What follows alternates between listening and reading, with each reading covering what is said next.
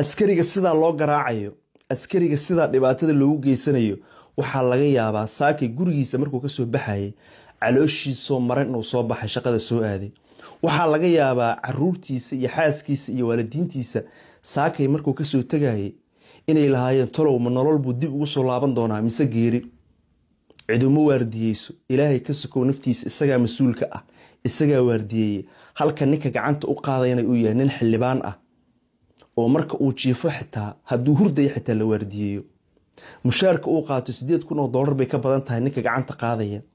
halka ninka gacanta loo qaadayana $200 ay ka yar tahay gacan uma qaadayo sharciga ayuu ilaalinayaa shaqadiisuu ilaalinayaa iyadoo gacan loo qaadaya waxaad aragtaan inuu askariga kale ee garabkiisa taagan gacmahays haystaan sidaad aragtaanba mudaharaadyada markay dhacayaan ee dadka shacabka la celinayo askarta gacmahay isqabsadaan sidaad aragtaan fiiri gacmuhu ku dhig kama fuqayo iyadoo fiiri gacan loo qaadayo oo wejigiisa uu dhiig ka socdo ayuu haddana ku dhegan yahay askarigii kale gacantiisa si aysan u gudbin kooxda dhinacan joogto aysan ugu gudbin kooxda gadaal joogta ninka xildhibaanka ee ninka askariga gacanta u qaadaya waa inuu 3 ciqaabood maraa ciqaabta koobaad waa inay noqotaa in xasaanada laga qaado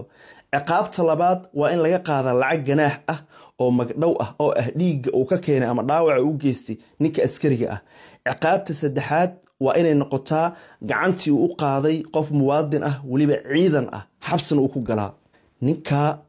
tiibishada qaba ee saa u foosho xun ee Axmed Geedanaar la sawiran ee u doodaya Axmed Geedanaar waa inuu xabsi mutaystaa